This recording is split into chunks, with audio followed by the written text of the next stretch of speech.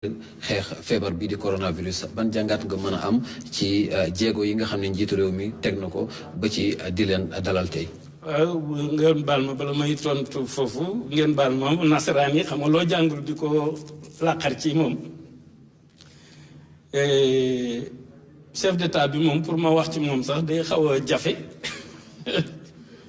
ndax ne war naa bu ma ñëwee moom damay audience bi dama koy xàjjale 7 minutes yu njëkk yi nekk xuloo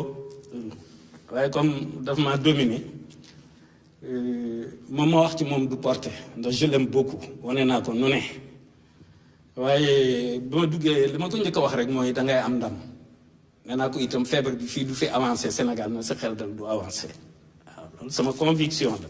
donc li nga xamante ne bii parce que moom mi ngi ci continuité am rek waaw président Macky ku ko xam moom daanaka lu mën di xew itam même comportement même attitude xanaa ay ajoutement dina ci am ay yooyu rek yu muy yokk mais lu mën di xew itam moom mi ngay ko dalam mi ngay expérience am mi ngay ko njàmbaaram mi ngay ji itam bëgg askan wi surtout stress bi nga xamante ne bii mooy xew waaw loolu dinaa ci profiter wax Sénégal yi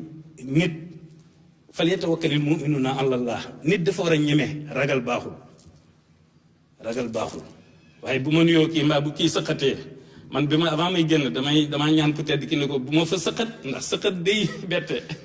te boo sëqatee maa ngi kii ñu ne mu ngoog donc nit dafa war a ñeme waaw faw falyatawakkalil mu'minuuna alallah te dee kenn mënu koo daw waaw wala kuntum fi burujin mushayyada kenn mënu koo daw Macky moom dañu koy ñaanal rek dëgg la sax Serigne Sane koy ñaanal waaye man nag maa ciy raw ndax maa demoon ba Thiès jàpp ci loxoom yëkkati ko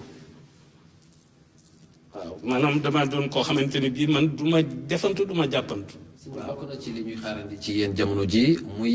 sensibilisation ñeel naka la ñuy def ba sàmmonte ak charte yi nga xam ni nguur gi mu ngi koy jël maanaam respecté geste li ñuy wax geste barrière ci foofee ban sensibilisation ban appel ngay lancé ñi nga xam ni tey ñoo nekk ci ginnaaw déglu waaw mooy respecté ko rek mooy respecté ba nekk citoyen kay nekk républicain am état am sa chef d'état état bi am lu mu dogal ci ndigalu chef d'état bi citoyen bi ak républicain bi kay lu mënoo waroo def lenn lu dul respecté ko loolu moom man nag dafa am beneen façon bu may wax ak sama njaboot ndax sama njaboot dafa bari ñoo xam ni dafa bari ay daanukat yi ñu tuddee daanukat waaw moo tax beneen façon laay wax ak ñoom mais fii li may wax rek pour tout le monde mooy un citoyen moom dafa war a respecter dogalub état kooku moom neneen na may waxee ñoom nag ñoom ba maa ko xam. jërëjëf sëñ bi jërëjëf Issa Thioro Gueye mu doonoon donc Serigne Modou Kara Mbacké di guide religieux nekk itam di yëngu ci wàllu politique jiite langue bi di PVD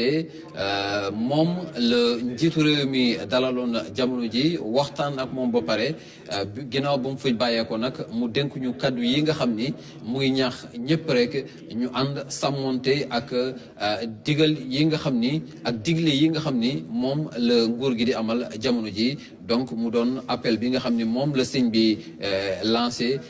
ci képp koo xam ni kii mu ngi ko doon déglu jamono ji Pape Birame Bigué Ndiaye. Oui, c'était là le message de Cheikh Modou Kara Mbacké, leader du PVD, et puis bien sûr